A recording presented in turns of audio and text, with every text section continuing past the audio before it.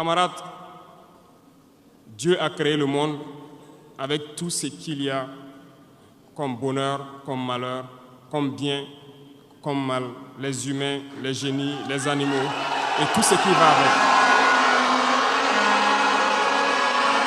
Mais nous, humains, avons décidé de faire du monde autre chose. Chez les impérialistes, ils ont une vision du monde que je m'en vais vous expliquer. Le monde se résume en un triangle pour eux. Vous verrez le triangle dans la plupart de leurs insignes. Peut-être que vous ne comprenez pas, mais le monde se résume en un triangle. Pour eux, au sommet du triangle se trouve l'empire du bien. Et l'empire du bien, c'est eux. C'est la prospérité, c'est tout ce qui est positif. C'est eux qui ont droit à tout ce qui est bonheur sur ce monde. C'est eux qui ont droit à toutes les richesses. C'est à eux d'imposer leur manière de voir le monde. C'est à eux d'imposer leur vision, leur mode de vie. Voilà pourquoi, pendant la colonisation ou leur conquête, je dirais, ils venaient vers nos terres et ils disaient qu'ils ont découvert nos terres parce que pour eux, nous sommes des sauvages. Nous n'avons rien de comme eux, en fait. Donc, ils nous appelaient des indigènes et c'est eux, le peuple. Ils s'arrogent tous les droits et pour eux, le monde doit marcher comme ce qu'ils veulent. C'est simple, je prendrai quelques exemples. Regardez à travers leurs films, ils ont préparé l'esprit de leur peuple pour les faire comprendre qu'ils sont les meilleurs. C'est eux qui doivent tout posséder. Vous ne direz pas le contraire. Dans tous leurs films qu'ils propagent, vous trouverez toujours les méchants, ce sont soit les Russes, soit les Sud-Américains, soit les Noirs qui jouent les mauvais rôles de trafiquants de drogue, de proxénètes, de trafic d'humains, jusqu'à un passé récent, bien sûr. Vous trouverez les Arabes qui jouent le rôle des terroristes. Voilà un peu comment ils perçoivent le monde. Quand je prends sur le volet économique, qui parmi nous n'a pas traité les produits chinois des produits Shintok, comme on aimait l'appeler, de mauvais produits? Mais aujourd'hui, j'ai pu vous dire qu'on a tout tort, parce que la Chine est à un niveau de technologie assez avancé, et c'est en Chine que la plupart de ces pays viennent s'approvisionner, mettent leur marque dessus et nous revendent comme étant leur propriété. Regardez autour de vous. Nos entrepreneurs qui sont dans le BTP ne diront pas le contraire. Tous leurs engins aujourd'hui sont chinois. Ceux qui font le transport ne diront pas le contraire. Ils nous ont menti parce que nous avons fait le tour du monde un peu dans ces 20 mois pour chercher des entreprises, pour chercher des usines. Et nous avons compris que tout revenait là-bas. Mais par leur communication, ils nous ont amenés à détester tous les produits chinois, à vouloir nous faire comprendre que ce qui est bon venait de chez eux, pas forcément d'ailleurs. C'est simple. Remonter le temps. Pour mieux comprendre ce que je dirais, il faut remonter un peu le temps. Et j'espère que certains iront lire qui sont les tsars, les conquêtes mongoles, les empires perses, turcs et ottomans. Lisez leur histoire, vous comprendrez pourquoi le monde est ainsi fait. À la base du triangle, il y a deux empires. D'un côté, l'empire du mal, selon eux, et l'empire des esclaves de l'autre côté. Voilà comment ils voient le monde. Qui est-ce qu'ils appellent l'empire du mal? Ceux dont je viens de citer tout de suite l'origine, et je vous ai dit de remonter le temps. Allez-y lire, vous comprendrez pourquoi ils sont l'empire du mal à leurs yeux. Ils combattent l'empire du mal. Pour eux, l'empire du mal doit disparaître. Pour eux, l'empire du mal incarne le diable. Ils communiquent et ils le font comprendre à leur peuple ainsi. Voilà pourquoi après la Seconde Guerre mondiale, dans les années 80, je prendrai le cas de la Russie, où tous les stratagèmes ont été mis en œuvre pour l'effondrer. avec le président Gorbatchev. Aux États-Unis, c'est le président Ronald Reagan qui était à la manœuvre. 3 stratagèmes principaux ont retenu notre attention. Ils sont allés donc au niveau de l'Arabie Saoudite les demander de baisser le prix du pétrole de 35 $ à 7 $ pour faire écrouler l'économie russe. Parallèlement à cela, le deuxième stratagème, n'oubliez pas quelque chose, ces mêmes personnes qui viennent de quitter l'Afghanistan, soit disant qu'ils combattaient les talibans ont été reçus par le président Ronald Reagan à la Maison-Blanche. Ils ont été armés par la CIA. Les fameux missiles Stinger, Sol-Air, ont été livrés aux talibans pour combattre les Russes. Et plus tard, ils viennent supposer les combattre. Allez-y comprendre. Le troisième stratagème, c'était un bluff. Le projet IDS, Star Wars.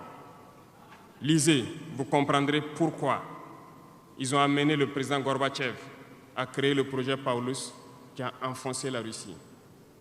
Une fois que la Russie s'est effondrée, ceux qui se prétendent être de l'Empire du bien ont commencé à jubiler, jusqu'à ce que vienne cette équipe avec Vladimir Poutine pour essayer de remonter la Russie en surface.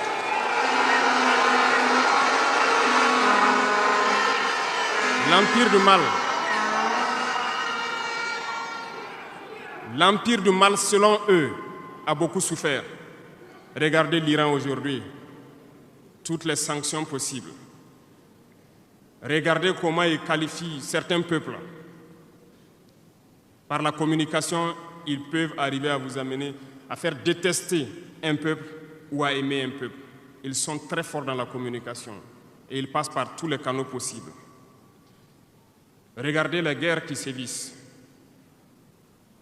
Ils ont tout inventé pour leur propre intérêt. Et enfin, l'empire des esclaves, selon eux, c'est l'Afrique et certains peuples d'Amérique du Sud. Dans leur tête, comme je le disais dernièrement, l'Afrique les appartient, nos terres les appartiennent, les richesses de l'Afrique sont pour eux. Et ils ne peuvent pas concevoir que des Africains puissent s'émanciper, sortir la tête de l'eau et vouloir donc les tenir tête. Et pour cela, ils se sont mis un cliché en tête. L'Africain est facile à manipuler, il n'est qu'émotion. Ils trouveront toujours un Africain pour lutter contre son frère. Et ça a toujours été comme ça. Par la communication, ils vous ont amené à détester votre propre couleur de peau.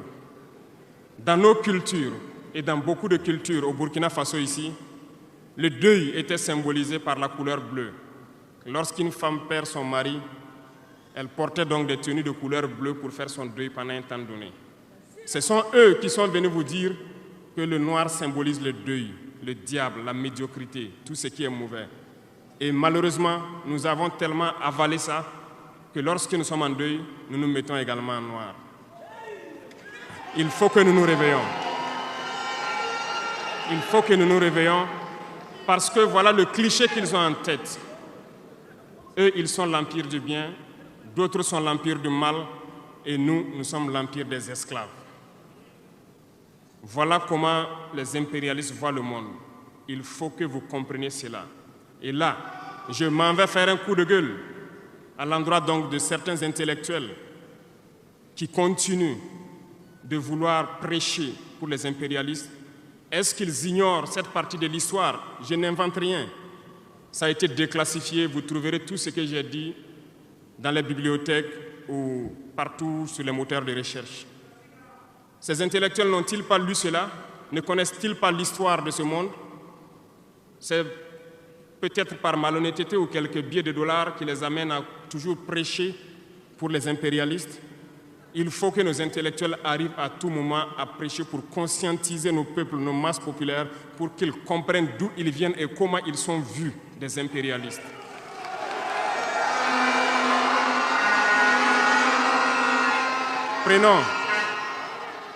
Prenons l'histoire de quelques guerres.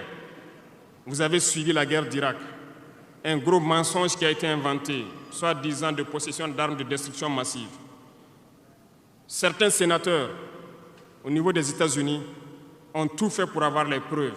ils ne l'ont pas eu. Souvenez-vous que plusieurs personnes ont démissionné de la CIA après cette guerre. Des preuves ont été inventées de toutes parts.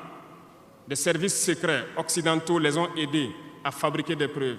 Et on se souvient que le même Niger a été accusé en son temps en montant une fausse convention, un faux contrat de vente d'uranium à l'Irak. C'est le même processus qu'ils ont voulu amener la dernière fois pour soi-disant que le Niger vend de l'uranium clandestinement à l'Iran. C'est du déjà vu. Ils ont prétexté cela, ils n'ont pas eu de preuves. Même les Nations Unies ont trouvé finalement qu'il n'y avait pas de preuves tangibles de présence d'armes de destruction massive. Mais ils avaient leur objectif, il fallait détruire l'Irak. Ils ont détruit l'Irak.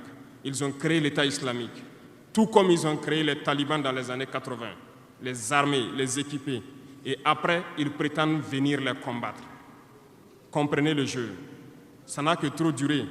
Il faut qu'on se réveille et qu'on comprenne tout ça et que nous prenions conscience de notre situation et nous battre pour notre avenir.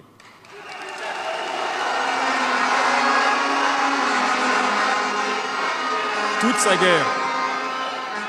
ces guerres ont été inventées, passant par l'Irak, la Syrie, la Libye, dans le but de déstabiliser le monde à leur profit, parce que nul ne doit pouvoir les égaler. C'est ce que nous vivons aujourd'hui dans le Sahel aussi à travers le terrorisme qu'ils nous ont imposé, parce qu'ils trouveront toujours des Noirs qui vont s'exciter et qui vont prendre les armes contre leurs frères noirs. C'est ce que nous vivons. Ils n'ont jamais quitté ce modèle. Malheureusement, beaucoup de gens leur donnent raison. À cause de quelques billets de dollars, ils se vendent très moins cher à l'ennemi, à l'impérialiste, et ils se mettent à combattre leurs frères. Je voulais faire ce petit historique du monde pour que vous compreniez comment l'impérialisme voit notre monde. Ça se résume en ces petits triangles. Après cela, dans cette deuxième phase, je dois vous expliquer pourquoi nous devons nous battre. Une petite histoire, en 2015, à Tombouctou, lorsque nous avons rencontré, j'étais chargé de la sécurité donc, de la plateforme aéroportière. Dans les patrouilles, nous avons rencontré des individus qui rôdaient autour. Un de ces individus était manchot. Je lui ai fait comprendre que c'était dangereux de rôder autour de la base parce qu'il peut se faire tuer. Il m'a dit qu'il voulait se faire tuer, il voulait mourir. Et j'ai cherché à comprendre leur histoire. Certains étaient fous, d'autres étaient normaux, mais ils cherchaient à mourir à cause du terrorisme. Ils nous ont expliqué que lorsque les terroristes sont rentrés à Tombouctou, le manchot qui m'expliquait ça, un soir, les terroristes se sont pointés à son domicile. Ont voulu violer sa femme devant lui. Il s'est opposé. Ils sont repartis. Le lendemain, on est venu le pêcher à la maison, l'amener à la place publique. On l'a accusé de vol. On a tranché sa main, on l'a battu. Il est reparti à la maison. Son fils, qui avait 16 ans, qui s'occupait de sa main, ils sont revenus. Ils ont violé la femme. Ils ont enlevé son fils. Ils ont continué à violer sa femme pendant des jours, jusqu'à ce que la femme se suicide. Et ils ont amené son fils, il n'a plus retrouvé son fils. Et lui, il préfère mourir. Voilà pourquoi il marche autour. Le jour qu'une sentinelle va lui tirer dessus, ça lui fera plaisir. D'autres ont connu le même sort. Ils ont été enlevés de chez eux parce qu'ils refusaient que les terroristes touchent à leurs femmes ou à leurs filles. Et le lendemain, on vient les soustraire, on les amène à la place publique, on les battait à sang. Et après, ils allaient faire leurs sales besoins. Beaucoup de familles ont été détruites ainsi. Ce sont des criminels, des violeurs, des bandits, des trafiquants de drogue qui sont armés et qui sèment désolation dans nos contrées. Ils ne le font au nom d'aucune religion. Malheureusement, ici au Burkina Faso, certains villages se sont laissés compromettre par ces individus. Je parle en connaissance de cause. En 2022 à côté, j'ai été chercher avec mon unité dans un village parce qu'ils ne voulaient pas que nous restions là-bas parce qu'ils sont en bonne entente avec les terroristes. Ceux qui m'écoutent, ils savent de quoi nous parlons. Plusieurs autres unités sont témoins. Certains villages ont refusé catégoriquement que des FDS foulent leur sol parce qu'ils sont en bonne intelligence avec les terroristes. Nous leur avons fait comprendre qu'il n'y a pas d'alliance possible avec ces criminels, parce que c'est eux qui décident du jour où le pacte se rompt. Plus tard, je pense que beaucoup de villages ont compris cela. Lorsque le pacte s'est rompu, ils sont revenus sur les réseaux sociaux pour appeler au secours. Nous y avons été. Mais c'est pour dire, peu importe ce qu'ils viendront vous dire, peu importe les flatteries possibles, peu importe le pacte que vous avez signé avec eux, le jour qu'ils décident de mettre fin au pacte, ils viendront tuer et mettre fin au pacte. Il n'y a pas d'alliance possible avec les terroristes. Il n'y a pas d'alliance possible avec ces criminels. Ils sont à combattre. Un point, c'est tout.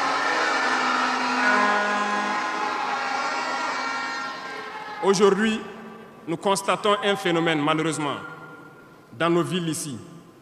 Certaines personnes se plaisent à passer de cour en cour, à faire comprendre aux épouses de certains FDS et certains VDP, aux familles de certaines personnes tombées pour la patrie, qu'eux, ils avaient une solution pacifique avec les terroristes. C'est nous qui avons voulu faire la guerre, et voilà pourquoi tout ça se passe. Comment est-ce que des êtres humains, voyant tout ce qui se passe, comprenant le monde, peuvent avoir de tels propos? Ne vous détrompez pas. Soit nous les combattons, ou ils nous combattent. C'est tout.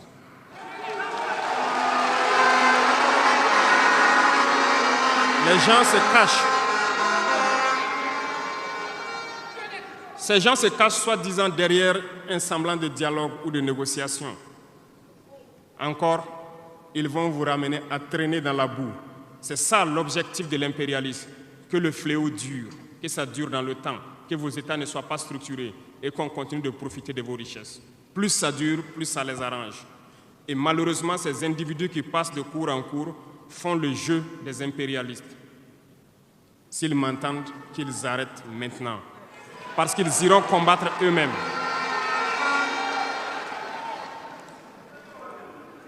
Nous n'avons pas le choix que de combattre. Et nous avons opté pour le combat, et c'est par là que nous serons libres, que nous serons réellement indépendants. Pour ce faire, nous avons pris le soin de diagnostiquer le problème profond du Burkina Faso. J'avoue que le problème est réel et profond. Le mal est là. Nous l'avons diagnostiqué et nous découvrons de jour en jour le système. Plusieurs nœuds ont été défaits, mais des nœuds restent à défaire parce que tous les jours que Dieu fait, nous découvrons certaines pratiques. Je peux comprendre, plusieurs décennies durant, ce système s'est installé. C'est devenu comme un gène dans nos ADN. Mais il faut que nous arrivions donc à soustraire ce gène donc de nos ADN et pouvoir construire un Burkina nouveau. Voilà pourquoi dans la troisième phase de mon propos, je m'en vais donc donner des lignes directrices dans certains domaines clés. Nous ne donnerons pas de détails sur notre programme, si on peut le dire ainsi, parce que quand le programme est connu au détail près, ils vont anticiper, ils vont poser des obstacles sur nos routes et nous empêcher d'atteindre nos objectifs. Mais nous pouvons donc nous résumer en quelques mots. Parlant donc du domaine de la défense et de la sécurité, comme vous le constatez, nous avons opté pour le combat. Et pour cela, nous avons doublé presque les effectifs dans nos forces armées. Nous continuons de recruter et je pense que dernièrement, des recrutements ont été lancés côté officiers et sous-officiers et bientôt, dans quelques jours, le recrutement pour au moins 10 000 soldats devrait être lancé. Nous continuerons à renforcer les effectifs pour faire face. Parce que, où que vous soyez, malgré le recrutement qui a été fait, il y a toujours le besoin de militaires. Partout au Burkina Faso, certains villages continuent de vouloir la présence militaire. Donc, il y a lieu de continuer à recruter et à équiper. Et je peux vous assurer que nous sommes sur cette lancée. Depuis janvier 2023, nous avons pu lancer un programme d'équipement. C'est vrai, le monde est fou, il y a la guerre partout. Aucune nation ne prend son équipement et vendre, on fabrique pour vous. Ce qui a fait que ces équipements ont traîné près de 18 mois, mais les premiers ont commencé à venir, comme vous avez pu le constater la dernière fois, et les équipements vont continuer à venir, parce que nous voulons que le niveau de notre armée atteint un niveau jamais égalé dans la sous-région.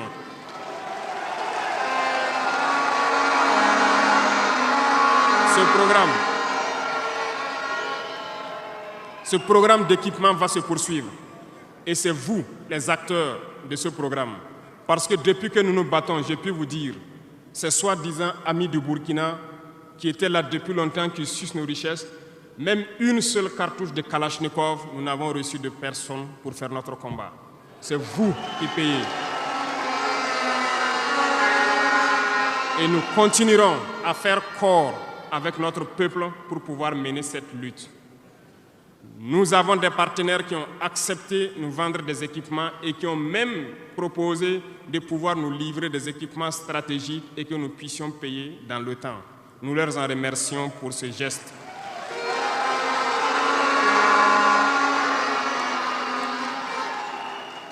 Et nous disons encore merci au peuple qui a compris le sens du combat, qu'il faut que nous nous battons. Si nous ne nous battons pas, ils viendront nous chercher chez nous, comme dans un poulailler ou dans une bergerie. Chaque matin, ils choisiront qui ils veulent pour aller exécuter sur la place du public, pour faire peur aux autres, aller trancher des mains ou des pieds sur la place publique pour faire peur aux autres. C'est comme ça leur tactique. Nous allons nous battre. Et nous nous donnerons les moyens pour y arriver. S'il arrive demain que nous sommes coincés dans une certaine lancée, nous viendrons encore vers le peuple et demander encore plus de sacrifices pour pouvoir atteindre l'objectif. Parce que malgré vos cotisations, je vous le disais tantôt, certaines puissances ont refusé de nous vendre les équipements, ont bloqué les équipements que nous avons achetés dans certains pays parce qu'ils ont la licence de certains composants. Et ces puissances exploitent des minerais au Burkina Faso. Je le dis ici, haut et fort et solennellement. Ça va s'arrêter. Nous allons retirer des permis d'exploitation. Nous n'allons pas permettre cela.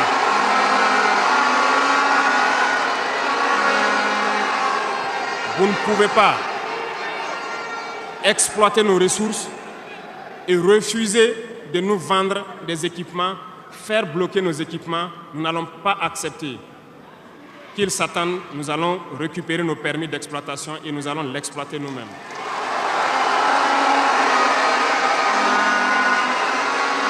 Revenant. Pour conclure sur le volet donc de la défense, nous n'allons pas trop nous étaler là-dessus, mais sachez que tout ce qui est déjà arrivé, les hommes sont en formation là-dessus, d'autres équipements viendront et cette guerre, nous allons la mener. Beaucoup de stratégies ont été déjà écrites et nous les adaptons au fur et à mesure du comportement de l'ennemi. Et nous allons vaincre très prochainement ce terrorisme ici au Burkina et même dans l'AES.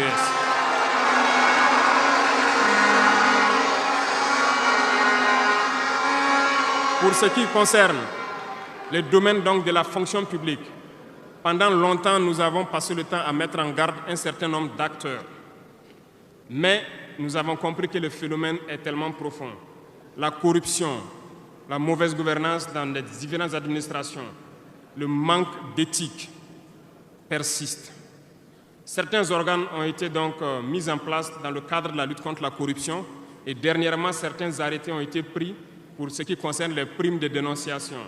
Le dernier acte à poser sera fait avant donc, la fin de ce mois. C'est un organe qui devra siéger dans tous les ministères pour s'auto-saisir de certains dysfonctionnements, des actes de corruption et pouvoir agir. Et ces organes seront prêts. Parce que nous avons beaucoup de gros travailleurs aussi dans l'administration, mais qui sont mis à l'ombre, qui sont souvent mis à l'écart. Parce que pendant longtemps, ce sont les plus corrompus, les plus malhonnêtes qui ont été mis à la lumière, c'est eux qui bénéficient de tous les avantages. Et je dis donc aux travailleurs de faire attention à ces individus qui sont en train de perdre leurs privilèges, parce qu'ils vont continuer de vous manipuler, de vous intoxiquer et de vous envoyer dans de mauvais pâturages. Faites très attention à ces individus qui sont en train de perdre leurs privilèges, parce que nous n'allons pas permettre à ce que une soi-disant élite donc, qui avait été programmée s'arroge tous les droits donc, dans nos différentes administrations. Le dernier organe sera mis en place avant la fin de ce mois et le travail réel va commencer. Vous entendrez dire un peu partout à l'issue de ça que nous ne respectons pas certains textes, nous ne respectons pas certaines lois, mais il n'y a pas de loi ou de textes qui tiennent dans cette lutte lorsque c'est pour l'intérêt de la patrie. Qu'ils se le tiennent pour dire, donc nous allons aller dans ce sens. Nous avons donc dans le processus du recrutement adopté une ligne de conduite. Nous sommes en train de faire un diagnostic, de vérifier les présences et de voir les besoins. Il n'est pas exclu qu'au cours de l'année, certains concours soient lancés pour augmenter des effectifs dans certains endroits. Certes, il y a eu d'abord une vague de concours qui a été lancée, mais dans tous les milieux, ils sont en train de faire le point. S'il y a besoin, je dis bien s'il y a besoin, nous continuerons encore de recruter pour être à un niveau acceptable et pouvoir faire fonctionner les différents organes donc, du pays pour le bonheur donc, des masses populaires. Dans le domaine donc, de la diplomatie, nous avons opté pour une diplomatie commune dans l'AES. Toutes les décisions vis-à-vis donc, des partenaires, que ce soit africains ou à l'étranger, seront prises à l'unanimité au sein de l'AES. Mais nous avons aussi opté pour une diplomatie de vérité.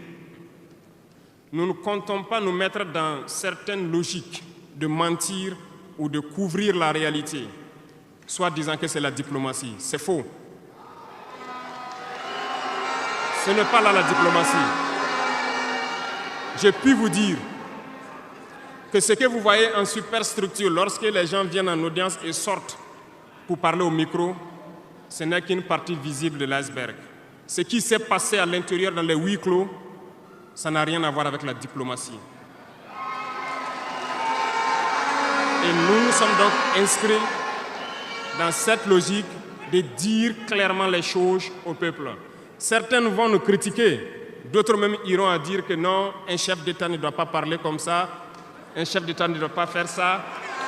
Mais nous leur disons que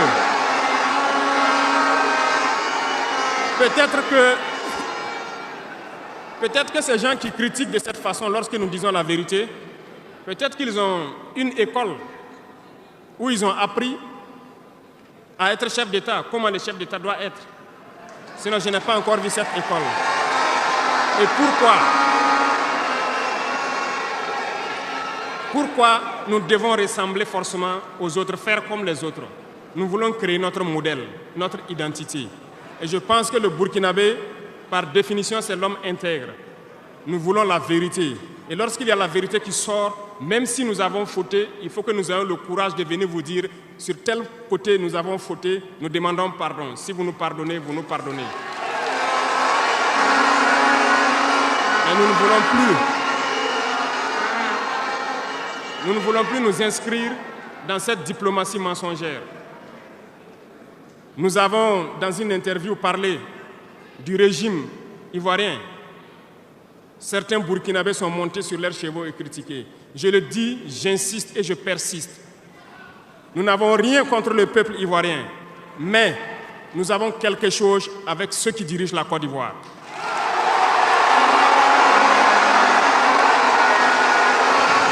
Nous le disons et nous le répétons encore.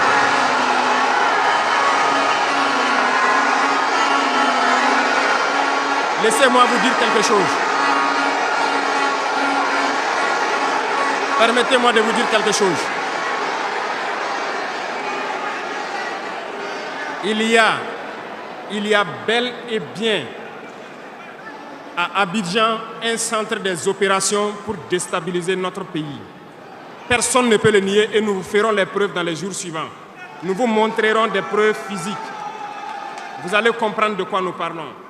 Personne ne viendra nous dire qu'au Bénin, il n'y a pas de base française dirigée contre nous. Nous avons les preuves sous la main. 2 bases importantes.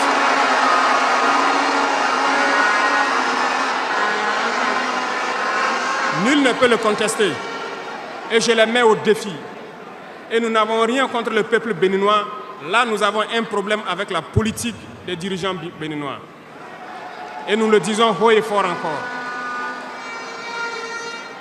Dans cette diplomatie, nous avons décidé de dire la vérité. Il y a bel et bien 2 bases. Une vers Kandi et l'autre en allant vers Porga ou je ne sais pas quelle localité. Des pistes ont été réaménagées à plus de 3000 mètres de long. Des avions atterrissent. Les gens équipent et forment les terroristes là-bas. Nous avons des enregistrements audio d'agents français au Bénin là-bas qui se jouent les centres des opérations des terroristes. Ils montent les opérations avec eux. Ils les aident à se soigner. Ils font tout ce qu'il y a là-bas. Nous avons tous les détails sur eux. Et vous ne voulez pas qu'on le dise à notre peuple? On va le dire. Si vous ne le voulez pas,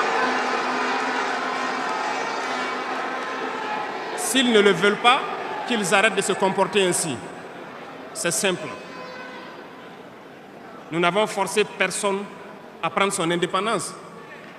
Si vous décidez de rester dans votre situation, mais ne prenez pas vos pays pour en faire des bases arrêts parce que ce sont vos populations qui vont en souffrir après. Et ce n'est pas une bonne politique. Nous le disons par expérience, et je le répète toujours, le Burkina a été une base arrière pour déstabiliser certains pays. Et ce n'est pas bien. Le Burkina a été une base arrière à un moment donné pour les terroristes ici. Voilà le prix que nous payons. Donc, pour prévenir les peuples de ces pays dont je parle, doivent parler à leurs dirigeants et qu'ils arrêtent cette politique parce que ça ne les arrange pas du tout.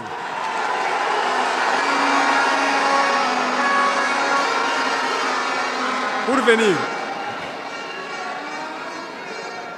dans le volet communication et culture, nous avons lancé plusieurs initiatives. Au cours de l'année 2024, vous avez pu célébrer avec nous donc, le mois donc, de consommation locale. Nous avons eu les journées traditionnelles, le mois du patrimoine. Beaucoup d'activités ont été menées. Nous allons continuer à ramener donc, en surface donc, notre culture, parce que c'est de là que nous retrouvons notre identité. Nous allons continuer des actions dans ce sens, à mettre en valeur notre culture, à mettre en valeur donc, nos coutumes et à mettre en valeur le vivre burkinabé. Et nous souhaitons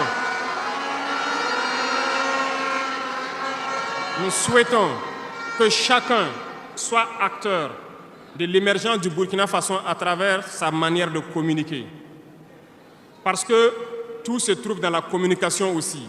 Vous avez suivi dernièrement la guerre communicationnelle qui a été dressée contre nous et ça continue, ça ne va pas s'arrêter. Et je souhaite que tous ceux qui sont dans la communication puissent être professionnels. Lorsque nous voulons poser un acte communicationnel, qu'on se pose la question, est-ce que c'est pour la patrie ou contre la patrie, avant de poser l'acte. Peu importe. Vous pouvez ne pas nous aimer, moi, ma personne. Vous pouvez ne pas m'aimer, mais vous devez aimer votre pays. En me faisant du mal, il ne faudrait pas confondre le pays. Et donc, la politique dans le domaine de la communication va devoir aller dans ce sens-là. Et nous serons obligés donc de recadrer la communication sur tous les aspects. Et c'est cette ligne de conduite qui sera donc adoptée. Nous n'allons pas permettre à ce que des Burkinabés communiquent contre le Burkina Faso. Nous allons toujours nous inscrire dans l'éveil des consciences. Nous devons pouvoir sensibiliser les masses populaires pour que les gens comprennent pourquoi nous devons nous battre sur tous les volets. Revenant au domaine donc de l'agriculture, comme vous pouvez le constater, nous avons lancé des initiatives depuis 2023 et cette année, l'offensive a été lancée. Ça se passe plus ou moins bien. J'aimerais donc que les gens comprennent que nous avons décidé d'accorder une grande part de notre budget et de notre temps aussi au monde agricole. Parce que plus de 90% de notre population est paysanne. Mais pendant des décennies, ils n'ont jamais senti l'intéressement donc à leur public. Et c'est pourquoi nous avons décidé d'entreprendre un certain nombre d'initiatives, d'actes que nous posons. Nous aimerions pouvoir labourer tous les champs de tous les paysans de Burkina Faso, les donner les semences qu'il faut et les permettre de pouvoir avoir les intrants nécessaires à coûts subventionnés pour pouvoir nous aider dans la lutte contre l'insécurité alimentaire.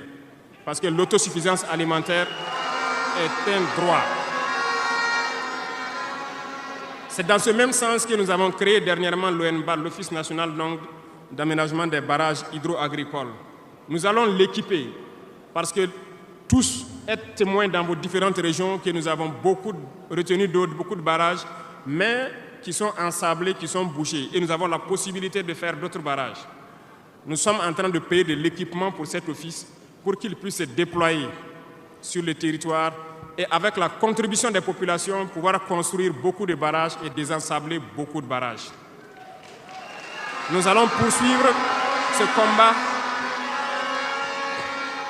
Nous allons poursuivre ce combat jusqu'à l'atteinte de l'autosuffisance alimentaire et que nos populations puissent manger à leur faim.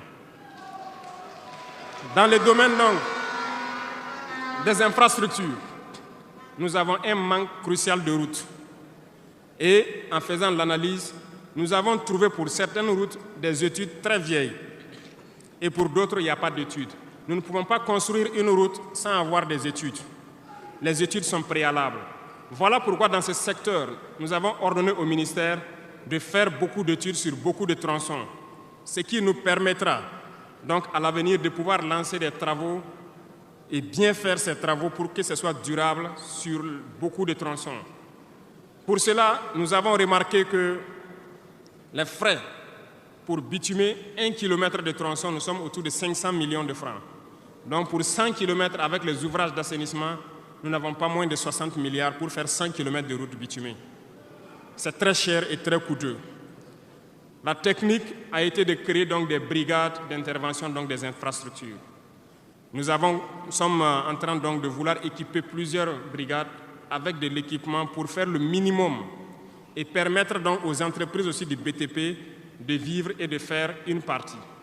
Nous allons partager donc la poire en deux pour pouvoir baisser les dépenses et pouvoir faire le maximum de routes possibles dans un laps de temps.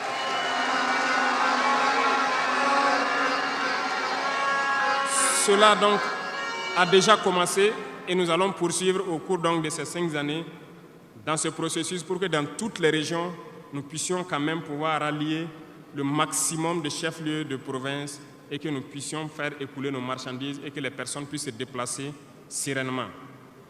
Dans le domaine donc, de l'urbanisme, nous sommes dans un processus de pouvoir redessiner nos villes. Et si vous remarquez, les villes sont trop grandes, si je prends Ouagadougou, mais les infrastructures d'assainissement et autres ne suivent pas.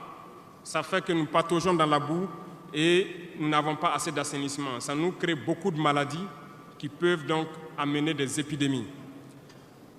Nous avons un processus de pouvoir concentrer les villes à travers donc des constructions en hauteur. Pour cela, nous avons un plan que nous avons établi pour pouvoir aller d'un quartier et concentrer le maximum et maintenant étendre aux autres quartiers. Certainement, si les gens sont déplacés dans ces quartiers, beaucoup de terres vont se libérer pour pouvoir maintenant dessiner de bons plans pour nos villes. Nous allons commencer par des villes, un certain nombre de villes d'abord, et pouvoir l'étendre à toutes les autres villes. L'urbanisme doit pouvoir donc nous amener à jouer sur le volet de la santé. Parce que si l'urbanisation est bien faite, il y a un bon nombre de maladies, telles que la dengue, le choléra et certaines maladies liées aux eaux sales qui stagnent dans nos rues. Nous allons donc avoir un bon résultat dans le domaine sanitaire. Ce qui m'amène donc dans le volet de la santé. Nous avons décidé depuis un temps de rehausser le plateau technique d'un certain nombre de CHR, d'équiper certains centres donc de scanners et d'appareils qui puissent permettre aux citoyens d'avoir des examens adéquats et à moindre coût. Nous allons continuer dans ce processus. Voilà pourquoi nous avons lancé l'initiative présidentielle pour la santé au Conseil des ministres passé. Il s'agira de créer ce que nous avons appelé des centres de santé communaux. Et dans ces centres de santé, nous avons intégré un minimum de services qui doivent être servis aux populations. Il s'agira de l'imagerie, c'est-à-dire tout ce qui est échographie et radiographie, des banques de sang et aussi des laboratoires, pour que les populations des différentes provinces et communes, certaines communes, n'aient pas à se déplacer ou à avoir besoin d'ambulance pour une transfusion sanguine, amener des malades vers certains centres, qui peuvent d'ailleurs ne pas arriver à cause de l'état de la mauvaise route. Donc, cette initiative est déjà lancée et nous allons faire en sorte que nous puissions commencer avant la fin de l'année la construction des premiers centres et leur équipement. Nous allons le poursuivre au fur et à mesure jusqu'à la limite donc de nos moyens pour pouvoir donner une santé, un système de santé fort à toutes nos populations. Nous ne voulons pas voir quelqu'un quitter sa localité pour venir vers un CHR pour une radio ou pour une transfusion sanguine. Donc, c'est bien possible. C'est bien possible parce que je reviens encore à nos impérialistes qui nous ont pillés pendant longtemps. Regardez, leurs simples hôpitaux pour leurs animaux sont plus équipés que nos centres de santé. Ce n'est pas concevable. Nous pouvons atteindre ce niveau et nous avons décidé de nous battre pour atteindre ce niveau. Le ministère a été instruit aussi de former le personnel nécessaire pour équiper ces centres-là au fur et à mesure que nous les mettons en place, parce que ça nécessite des professionnels engagés. Et pour être plus pointu, nous avons remarqué que nous avons des médecins assez posés, prenant l'exemple de ceux qui opèrent le cœur. Nous sommes en train donc de les accompagner pour pouvoir avoir un institut vraiment assez équipé et les permettre de faire certaines chirurgies du cœur sur place parce qu'ils en ont la capacité. C'est l'équipement qui les manque. On attend leur point de situation pour pouvoir les aider et les soutenir. Beaucoup d'autres spécialités ont fait leurs preuves et nous ferons tout pour les accompagner donc dans ce sens. Dans l'initiative, il est prévu aussi des centres de réanimation dans certains CHR qui n'en disposent pas. Parce qu'il nous a été dit qu'après plusieurs opérations, des patients souvent décèdent du fait de manque de centres de réanimation. Donc c'est un tout complet que nous sommes en train de mettre en œuvre pour pouvoir renforcer le système de santé. Et nous sommes convaincus que si les Burkinabés mangent à leur faim et que l'urbanisation est bien faite, nous avons déjà gagné en termes de santé sur beaucoup de plans. Et il faut l'accompagner maintenant avec l'équipement.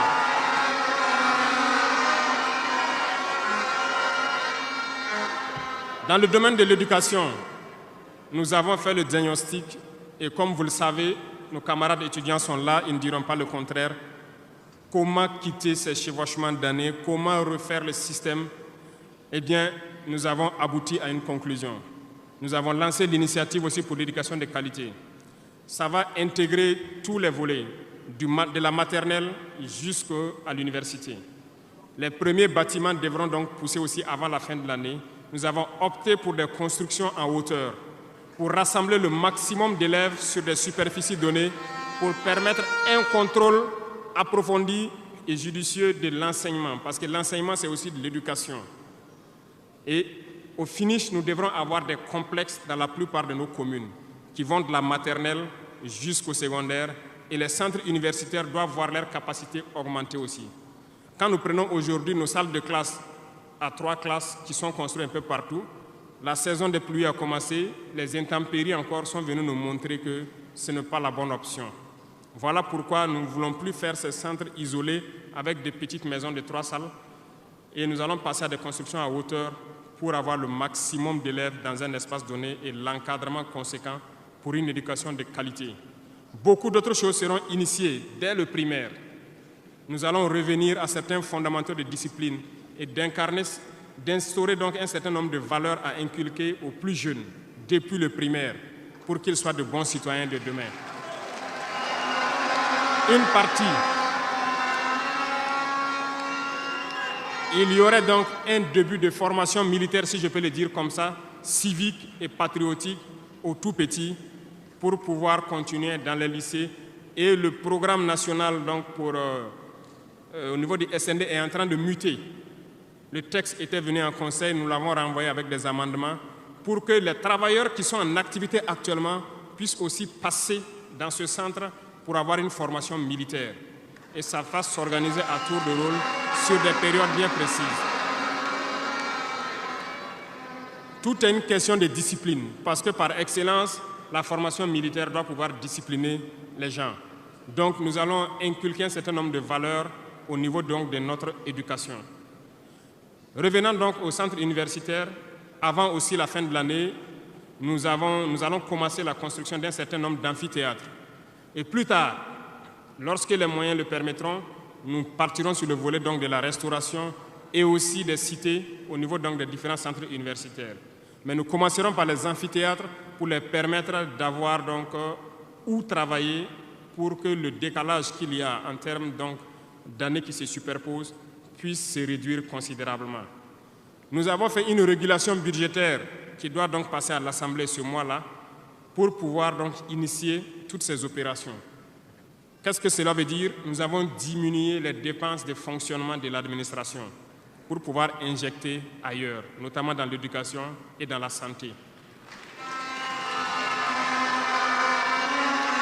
Ce programme donc, est prêt, il a été lancé et dans les jours à venir, vous serez témoins de l'évolution donc, de tout ce que nous sommes en train de vous dire. Et nous poursuivrons ce schéma tout au long donc, de ces 60 mois qui nous a été consacré. Revenant donc au domaine donc, des mines, je le disais tantôt, nous avons adopté une nouvelle politique. Le Burkina regorge de beaucoup de sortes de minéraux, mais il y a quand même un minéral pour lequel il n'y a plus de secret pour les Burkinabés. Et je m'en vais là saluer donc nos vaillants orpailleurs, très courageux, qui arrivent à rentrer dans les profondeurs de nos terres pour sortir ce minéral-là. Nous nous sommes dit, pourquoi continuer à laisser des multinationales étrangères venir puiser notre or pendant que nous savons l'exploiter nous-mêmes? Voilà pourquoi nous avons ordonné au ministère de réorganiser les orpailleurs. Et le gouvernement va prendre en compte l'exploitation de l'or. Plusieurs permis, comme je le disais, seront retirés de certaines personnes et nous allons l'exploiter nous-mêmes. Nous allons nous équiper.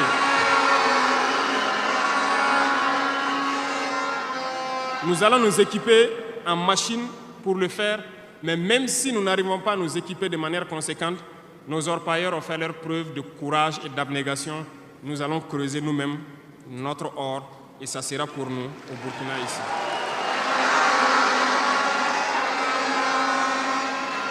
Pour les autres substances, là où nous ne pouvons pas, et bien sûr, nos partenaires sincères qui acceptent de nous accompagner dans cette lutte, c'est à eux seuls que nous pourrons concéder certains permis. Parce qu'ils ont accepté de nous accompagner dans la lutte pour notre souveraineté, dans la lutte contre le terrorisme. Et nous avons édicté un nouveau code donc, minier qui est actuellement à l'Assemblée et j'espère qu'il sera voté donc, dans la semaine prochaine pour imposer un nouveau modèle aux différentes entreprises qui vont venir pour exploiter l'or ici, pour que le maximum de profit soit pour l'État. Et dans le volet donc, de l'énergie, comme vous l'avez constaté, nous avons de sérieux problèmes d'énergie. L'accroissement de la population n'a pas été suivi par une politique énergétique. Aujourd'hui, lorsque les pics de chaleur arrivent, il y a des délestages en permanence, beaucoup d'activités souffrent. Nous sommes en discussion avec des partenaires qui sont actuellement même au Burkina pour pouvoir construire dans l'urgence donc, des centrales thermiques de très grande capacité. Et nous voulons donc voir avec eux comment on peut réduire les délais de construction. Les discussions portent actuellement sur la réduction des délais de construction et le modèle financier que nous allons mettre en place. Nous espérons aboutir à ça en attendant que notre processus, qui peut paraître long, des centrales nucléaires, puisse donc voir le jour. Sur ce volet aussi, ça se poursuit très bien. Sur ce volet, nous pouvons vous assurer que ça se poursuit très bien et nous sommes en train de vouloir mettre en place, sur place ici, une unité, si je peux dire, pour former des Burkinabés qui doivent prendre le relais, qui doivent suivre tout ce qui est processus de construction et prendre le relais, le transfert de compétences. Donc, ça va prendre vraiment un processus assez scientifique pour que nous puissions, à l'avenir, lorsque la centrale sera là, que dans un futur pas loin, ça soit la propriété exclusive des Burkinabés, que les ingénieurs burkinabés se l'approprient et pouvoir le mettre en œuvre, pouvoir l'entretenir.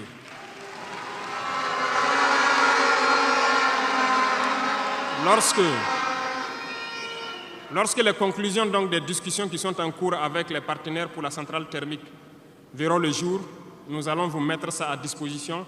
Et si nous avons besoin de vous, nous allons vous le dire pour pouvoir mettre en œuvre rapidement ce plan aussi.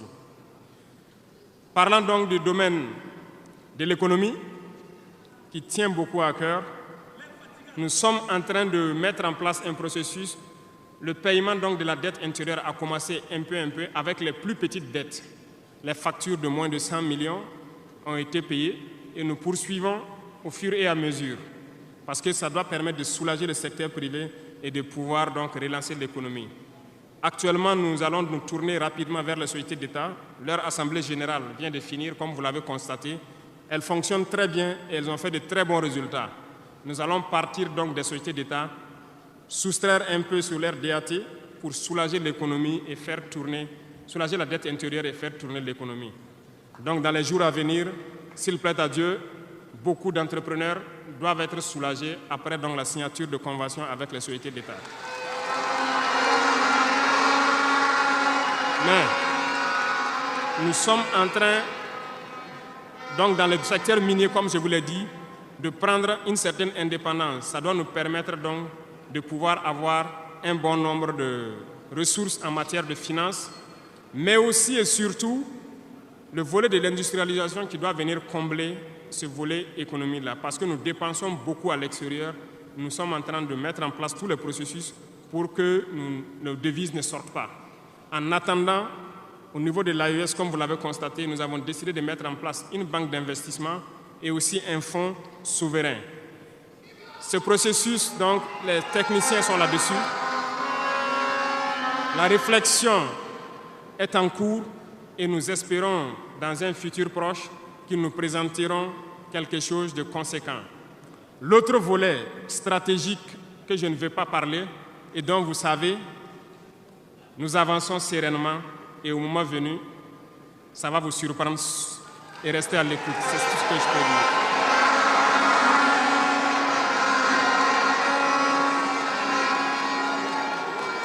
Dans le volet commerce et industrialisation, nous avons aussi posé les diagnostics, comme je vous le disais.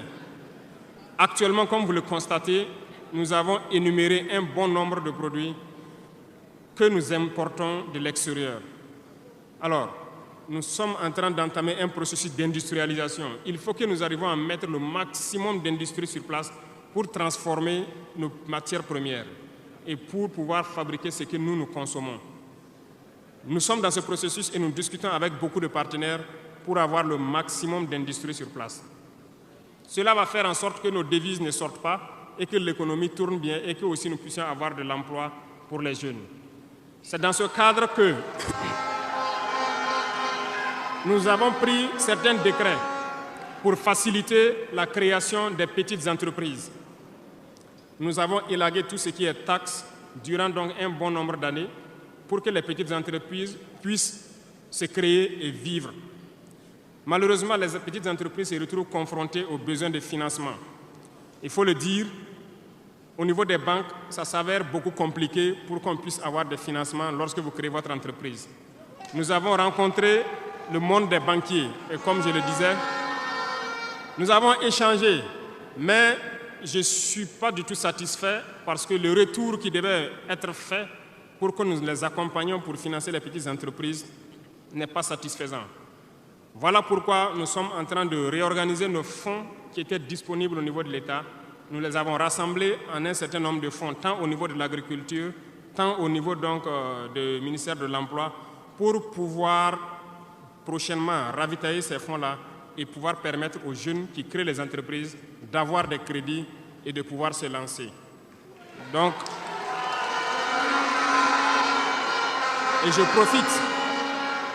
profite interpeller donc le monde donc encore des banquiers de revenir avec des propositions parce que nous avons des solutions, mais peut-être pas de bonnes solutions pour eux.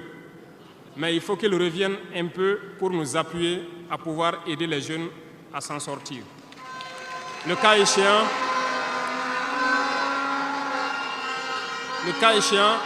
nous serons obligés de mettre en place un plan peut-être qui ne va pas plaire, mais nous serons obligés. Dans le domaine donc du commerce, comme vous l'avez constaté, beaucoup de gens nous ont interpellés au cours de nos tournées sur les marchés hier. Nous avons fait un point de situation. Il y a tellement de travail à faire pour reconstruire ces marchés hier. Donc, aujourd'hui, quand vous prenez à Ouagadougou, le maire fait des séances de sensibilisation un peu partout, concernant donc un certain nombre de commerçants qui se sont installés de manière anarchique au bord des rues, mais j'ai instruit à ce que ce soit des sensibilisations toujours, en attendant que nous dégageons les espaces pour construire des marchés dignes de ce nom et demander aux gens de venir prendre des boutiques dans ces marchés et maintenant pouvoir libérer les rues pour pouvoir agrandir et assainir notre milieu. Et je profite donc vous demander, vous aussi, population des villes, de nous aider dans cette phase de sensibilisation en vous sensibilisant vous-même pour ne pas aller construire autour des poteaux de la Sonabel qui sont un danger pour vous-même, de ne pas aller construire sur les caniveaux d'évacuation d'eau. Et je compte sur vous pour qu'on puisse donc atteindre cet objectif-là.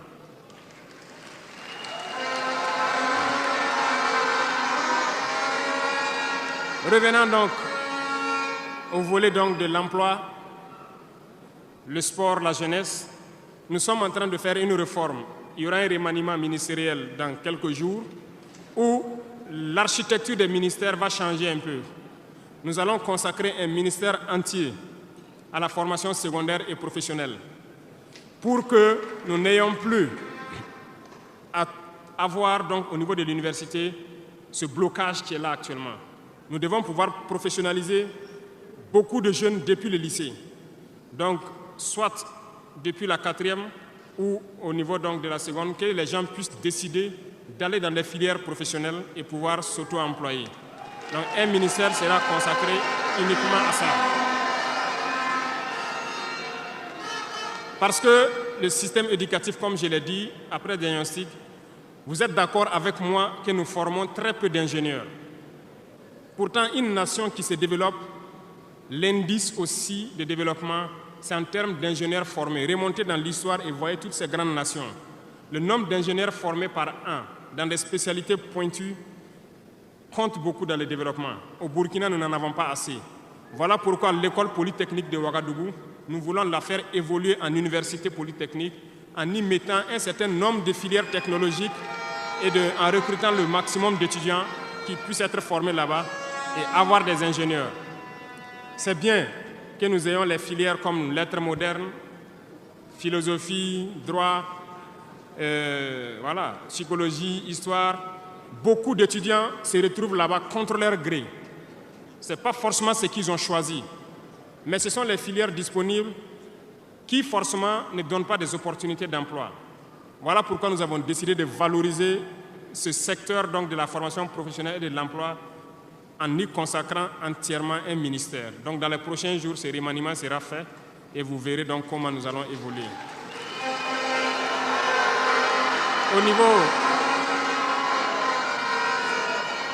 Au niveau du sport, la jeunesse et le sport, nous avons jugé nécessaire qu'il faut reprendre la main. Il faut reprendre la main pour recadrer. Parce que, première chose, le sport permet d'éviter un certain nombre de vices. La drogue, l'alcool, certains vices de la société peuvent être combattus à travers le sport. Nous voulons donc mettre des pôles dans toutes les régions, reconsidérer l'UCBF et toutes les disciplines sportives pour pouvoir les valoriser et créer les pépinières pour qu'au niveau professionnel, nous ayons le maximum de Burkinabés qui défendent les couleurs de Burkina Faso à l'extérieur. Le ministère qui sera consacré à ça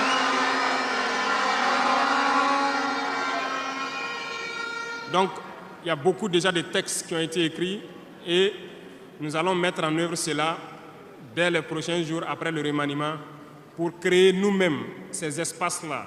Cela va demander à ce que nous puissions pouvoir unir un certain nombre de forces pour y arriver. Et je compte sur vous, au niveau de chaque région, de chaque province, de pouvoir avoir donc cette discipline sportive-là et de s'encourager à faire le sport, à pouvoir permettre d'identifier les talents et de les faire émerger. Donc, certains volets de la gouvernance, tels que la transition digitale, nous n'allons pas nous évertuer là-dessus parce que c'est un processus un peu nouveau. Nous sommes dans la dématérialisation pour pouvoir lutter contre la corruption et aussi faciliter beaucoup de choses aux usagers. Le processus a déjà été lancé et vous voyez tous les jours les applications qui sont créées qui nous permettent donc de pouvoir faire faciliter un bon nombre d'activités au niveau des usagers. Même au niveau de la justice, vous avez pu voir que les casiers judiciaires et les certificats de nationalité aujourd'hui peuvent s'obtenir facilement en ligne. Donc nous allons continuer dans ce processus également. Revenant donc au domaine donc de l'humanitaire, nous avons donné donc instruction au ministère. C'est le ministère de la Femme, du Genre, de la Cohésion sociale et de l'action humanitaire. C'est eux qui traitent toutes ces questions. Mais nous avons décidé dans une première phase de nous concentrer sur l'action humanitaire, notamment soutenir les populations qui retournent dans leur village. Aujourd'hui, imaginez des populations qui retournent dans leur village en début de saison ou pendant la saison pluvieuse. C'est très difficile pour eux de pouvoir se nourrir ce temps-là. Donc, certains volets peuvent sentir moins donc, la présence du ministère, notamment le genre et autres. C'est parce que nous avons donné instruction au ministère de se concentrer sur l'action humanitaire. Au fur et à mesure que les villages rejoignent, que les villages puissent avoir le minimum pour survivre. Et là, à partir des moments, nous pourrons donc nous intéresser à tous ces volets. Parce que la cohésion sociale dont nous parlons ne peut advenir que lorsque les gens mangent à leur faim d'abord. Un pauvre et un riche ne peuvent pas s'asseoir sur la même table et parler. Si l'un a faim et l'autre... Voilà, c'est compliqué. C'est ce que je passe mon temps à dire à tous ceux qui viennent nous parler de cohésion sociale. Quelqu'un ne peut pas avoir faim et quelqu'un qui mange à sa faim, vous voulez les asseoir pour parler à la même table, ce n'est pas possible. Il faut que tout le monde ait à manger d'abord.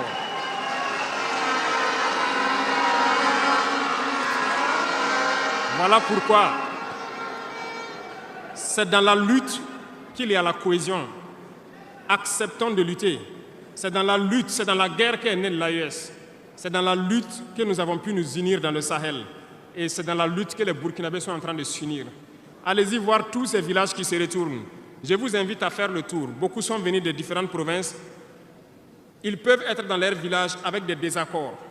Ils ont été cherchés. Mais quand ils reviennent, ils sont plus soudés que jamais. La cohésion sociale se trouve dans la lutte également. Et pour finir, j'ai laissé le domaine de la justice en dernier pour terminer donc notre vision dans ce domaine.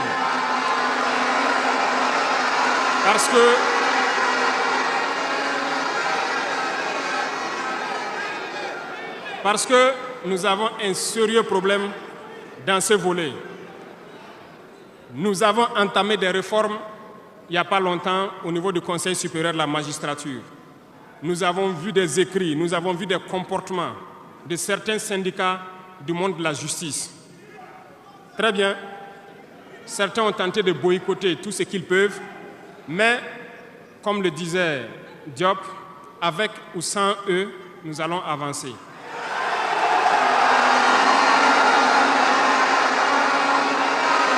Nous avons plaidé.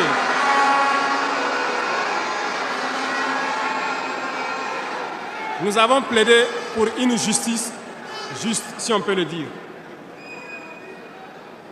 Nous avons sensibilisé beaucoup les gens, mais nous nous sommes rendus compte qu'il y a beaucoup de brebis galeuses dans leur rang, malheureusement. Nous ne pouvons pas comprendre que, malgré tout ce que nous disons, il y a une justice pour le pauvre et une justice pour les riches. Ça ne peut pas continuer. Lorsqu'on le dit, ils disent que nous ne devons pas parler de ça. Nous allons parler de ça et bien même. Parce que Remarquez jusqu'au jour d'aujourd'hui, lorsqu'un citoyen lambda, qui ignore la loi d'ailleurs, même si on dit nul n'est censé ignorer la loi, un citoyen lambda a un problème en justice, on peut l'attraper, le mettre en prison sans jugement pendant longtemps d'abord.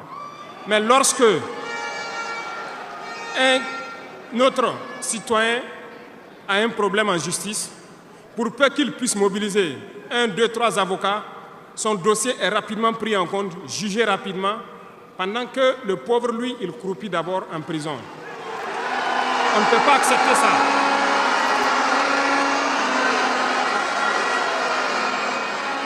Il y a des choses, il y a des situations et il y a des choses sur lesquelles nous n'avons pas voulu nous prononcer par juste devoir de réserve, parce que nous sommes à un certain niveau, on ne veut pas parler en premier. Mais nous allons rompre ce tabou-là. Ça ne peut pas continuer comme ça. Il faut que les gens changent de manière d'être. Beaucoup de gens sont toujours en prison sans jugement. Nous allons lancer une campagne bientôt pour juger ces gens-là qui sont en prison pendant des mois sans être jugés. Parce que nous ne pouvons pas payer des gens et vouloir encore qu'on paye lorsqu'il y a un jugement. Ces pratiques vont cesser, ça fait partie du fonctionnement. Et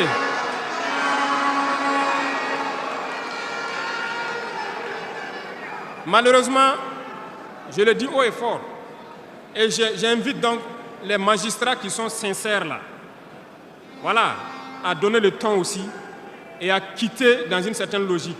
Parce qu'il y a beaucoup de brebis galeuses dans leur rang. Il y a des magistrats corrompus qui se cachent derrière des syndicats pour poser un certain nombre d'actes.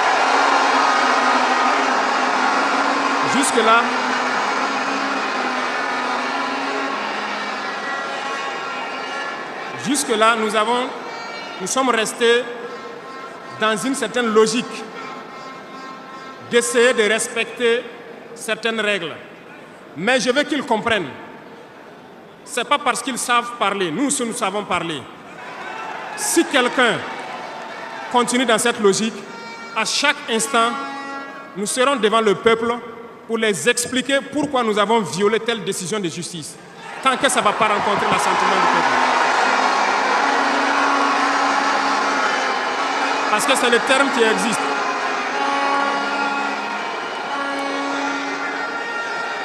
La patrie d'abord, la patrie avant tout. Si une mauvaise décision est prise, soi-disant pour protéger certains individus qui nuisent à la patrie, nous allons nous opposer. Et nous n'allons pas permettre que la décision soit exécutée. Et nous allons expliquer pourquoi nous nous opposons. Le Conseil supérieur de la magistrature a été modifié dans son architecture. Ils seront installés, si ça n'a pas déjà été fait, et ils vont commencer le travail. Tous ceux qui avaient les dossiers, des magistrats qui avaient été pris la main dans le sac, qui ont des dossiers, on va remettre tout à jour, ils seront jugés aussi, comme les autres. Il n'y aura rien d'infini.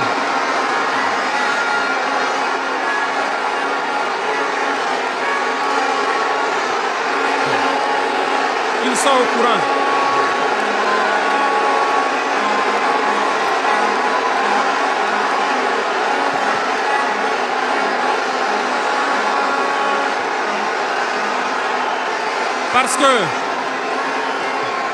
Parce que l'injustice est un fléau qui détruit la société. Oui, l'injustice est un fléau qui détruit notre société. Et il faut que ce soit clair. Certains diront qu'on n'avait pas besoin de le dire ici, on avait besoin de le dire. On les met en garde et ça sera fait. Ils vont le voir dans les jours à venir. Et c'est une mise en garde en même temps au nouveau Conseil supérieur de la magistrature qui sera mis en place de prendre au sérieux tous les dossiers. Certaines personnes ont été forcées à la corruption. Certains opérateurs économiques ont été escroqués, forcés à la corruption par certains membres de la justice. On a ouvert pour qu'ils puissent venir dénoncer ces individus-là. Ils vont être jugés également. Nous voulons une autre forme de justice.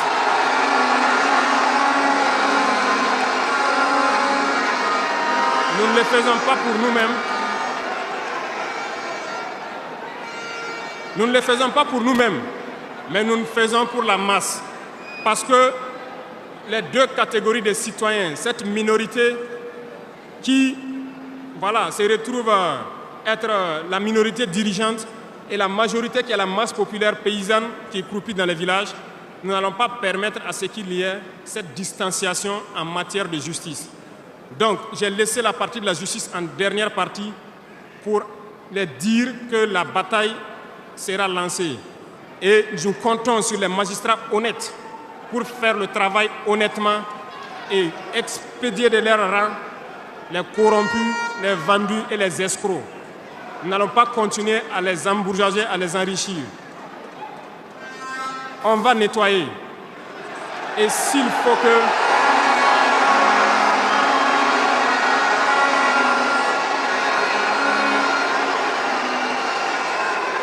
Et si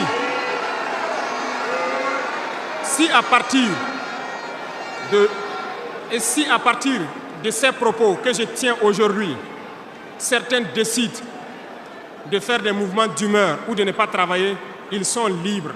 Nous prendrons les mesures qui sied. Mais le pays va avancer.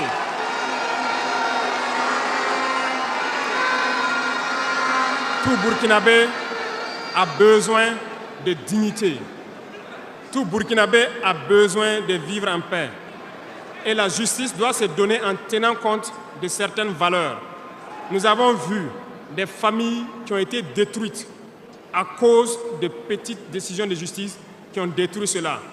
Je prends pour exemple, pour une simple bagarre au quartier.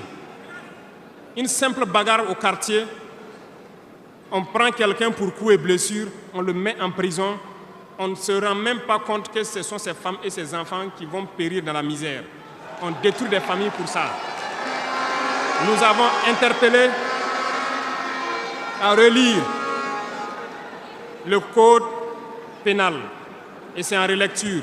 Nous allons changer carrément le modèle de justice. Parce que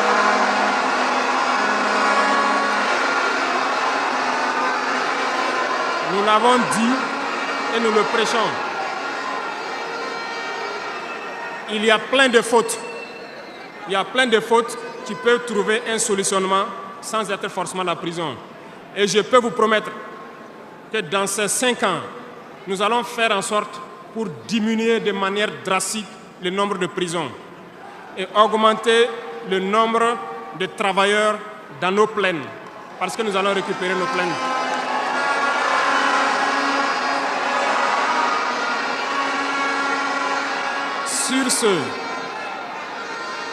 Sur ce, nous n'allons pas donc nous détailler sur tous les aspects. Nous allons nous arrêter là parce que vous avez beaucoup de questions sûrement à poser sur ce que nous venons de dire et nous allons vous apporter les réponses claires, simples et limpides. Merci beaucoup et je vous laisse la parole. Le président du Faso, Ibrahim Traoré, dans son discours, dénonce avec force l'impérialisme occidental, qu'il illustre par la métaphore d'un triangle où l'empire du bien, les puissances occidentales, domine l'empire du mal et l'empire des esclaves, incluant la Russie, l'Iran et l'Afrique. Il critique leur domination économique et culturelle, notamment par la manipulation de la communication, évoquant la diabolisation des Russes et d'autres peuples non occidentaux dans les médias. Il cite également des exemples historiques comme la guerre froide et les stratégies employées pour affaiblir des nations comme la Russie dans les années 1980. Il fait un parallèle avec la perception des produits chinois, jadis méprisés et aujourd'hui incontournables dans l'économie mondiale. Le président critique l'ingérence occidentale dans les conflits au Moyen-Orient et en Afrique, dénonçant leur rôle dans la déstabilisation de l'Irak, de la Syrie, de la Libye et le terrorisme au Sahel, qu'il considère imposés pour maintenir leur hégémonie. Il termine cette section par des témoignages poignants de victimes du terrorisme au Burkina Faso, soulignant la souffrance des populations et mettant en garde contre toute collaboration avec les terroristes. Traoré met aussi en lumière un phénomène dans les villes où certains incitent à croire que la guerre contre le terrorisme pourrait être évitée par un dialogue pacifique. Il réaffirme que le Burkina Faso n'a d'autre choix que de combattre, rejetant toute tentative de négociation, perçue comme une manœuvre impérialiste pour prolonger le chaos et exploiter les ressources du pays. Il appelle à une lutte implacable contre ce qu'il appelle un gène profondément enraciné, devant être extirpé pour atteindre une véritable indépendance. Sur ce point, Il met en avant les actions entreprises dans la défense et la sécurité, comme l'augmentation des effectifs militaires et le renforcement de l'équipement, malgré les obstacles internationaux pour obtenir des armes. Critiquant les puissances qui exploitent les ressources naturelles tout en entravant les ventes d'armements, il menace de révoquer les permis d'exploitation de ces pays. Il remercie le peuple pour ses sacrifices financiers et appelle à poursuivre cet effort collectif pour assurer la souveraineté du pays. Sur le plan de la gouvernance, il dénonce la corruption endémique et annonce des réformes dans chaque ministère pour lutter contre ce fléau. Il encourage les citoyens à résister aux manipulations des anciens bénéficiaires du système. Sur la scène internationale, Traoré prône une diplomatie authentique et transparente, critiquant la présence de bases militaires étrangères en Côte d'Ivoire et au Bénin, qu'il accuse de soutenir indirectement le terrorisme. Il promet de révéler des preuves et exhorte les peuples de ces pays à se mobiliser contre les politiques de leurs dirigeants, qu'il juge complices de la déstabilisation régionale. Le président accorde également une grande importance à la culture, en encourageant la promotion de l'identité burkinabé par des initiatives locales et la consommation de produits locaux, tout en soulignant la nécessité d'une communication positive pour le développement du pays. Dans cette perspective, il annonce des mesures pour atteindre l'autosuffisance alimentaire et améliorer les infrastructures, notamment en matière de santé et d'urbanisme. Il insiste sur des constructions en hauteur pour mieux gérer l'espace urbain et prévoit la création de centres de santé communaux offrant des services de base tels que l'imagerie médicale, des banques de sang et des laboratoires. Dans le domaine de l'éducation, il envisage de redessiner les infrastructures scolaires et d'intégrer une éducation civique et patriotique dès le primaire, tout en prévoyant une formation militaire pour renforcer la discipline. Un budget est déjà prévu pour soutenir l'éducation et la santé. En parallèle, il évoque une réforme du code minier pour permettre à l'État de reprendre le contrôle de l'exploitation de l'or, en limitant les concessions aux partenaires soutenant la lutte contre le terrorisme. Dans le secteur de l'énergie, il annonce des projets pour construire des centrales thermiques à grande capacité et former les ingénieurs burkinabés à gérer ces infrastructures. Sur le plan économique, il annonce le paiement de la dette intérieure pour relancer le secteur privé et prévoit des réformes pour favoriser l'industrialisation, la création d'une banque d'investissement et d'un fonds souverain. Il exhorte les banques à soutenir les jeunes entrepreneurs, tout en avertissant qu'un plan plus radical pourrait être envisagé en cas de refus. Il aborde aussi la nécessité de réorganiser les marchés, de moderniser l'urbanisme et de sensibiliser les commerçants au respect de l'espace public.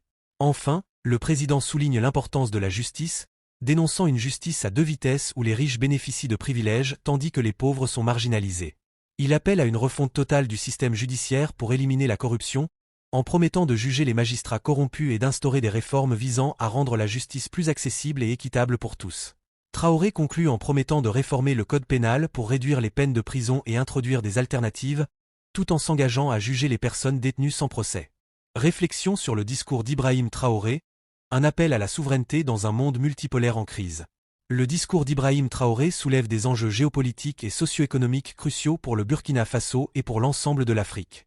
À travers ces mots, il dénonce les dynamiques impérialistes qui, selon lui, maintiennent les pays africains dans une situation de dépendance vis-à-vis des grandes puissances occidentales. Il décrit le monde sous forme d'un triangle de domination, un modèle qui peut paraître simpliste à première vue mais qui résonne avec l'histoire postcoloniale de nombreux pays africains. Dans ce triangle, les puissances occidentales se positionnent comme les arbitres des règles du jeu international, tandis que les nations comme le Burkina Faso, la Russie ou l'Iran sont reléguées à des positions inférieures, dominées et exploitées. Cette vision manichéenne des rapports de force internationaux n'est pas nouvelle, mais elle revêt un poids particulier dans le contexte actuel de crise économique mondiale, de tensions militaires et de lutte pour l'influence entre des blocs rivaux. La Russie, souvent mise en avant par Traoré comme un contre-exemple de l'empire du bien, reflète un basculement vers un monde multipolaire où de nouveaux centres de pouvoir émergent, remettant en question l'hégémonie occidentale. Traoré insiste également sur le rôle destructeur de l'impérialisme occidental en Afrique et au Moyen-Orient, rappelant les guerres en Irak, en Syrie, en Libye et la propagation du terrorisme au Sahel. Il établit une connexion directe entre ces conflits, souvent perçus comme éloignés des préoccupations quotidiennes des Burkinabés, et la déstabilisation du Burkina Faso lui-même. La guerre contre le terrorisme, à laquelle il fait face, serait selon lui un produit des ingérences étrangères, destiné à perpétuer le chaos pour mieux exploiter les ressources naturelles du pays. Cette perspective est audacieuse mais controversée. Peut-on vraiment attribuer l'ensemble des problèmes africains à des puissances extérieures, ou y a-t-il également des facteurs internes à prendre en compte, tels que la corruption et les inégalités structurelles? En ce sens, la lutte contre la corruption endémique que Traoré propose constitue une partie essentielle de sa vision pour l'émancipation de l'Afrique. Sa promesse de réforme pour éliminer les réseaux de corruption, qui gangrènent l'administration et l'économie du pays, semble impérative pour la mise en place d'un projet de développement national autonome. Cependant, le président fait également face à un défi. Celui de garantir que ces réformes ne se heurtent pas aux intérêts enracinés, tant internes qu'externes, qui bénéficient de la situation actuelle. L'accent mis sur l'éducation et la formation des jeunes burkinabés pour renforcer leur autonomie, qu'il lie à une nouvelle forme de patriotisme, illustre une approche centrée sur la construction d'une nation souveraine et résiliente. En encourageant une éducation civique et patriotique dès le primaire, Traoré vise non seulement à renforcer l'unité nationale, mais aussi à ancrer une conscience critique face aux défis mondiaux et aux dynamiques impérialistes qu'il dénonce. Ce projet est ambitieux, mais il pose également la question de la manière dont cette idéologie sera intégrée dans un système éducatif souvent sous-financé et en proie à des défis d'infrastructure. D'un point de vue économique, le président semble prêt à défier les règles du capitalisme globalisé.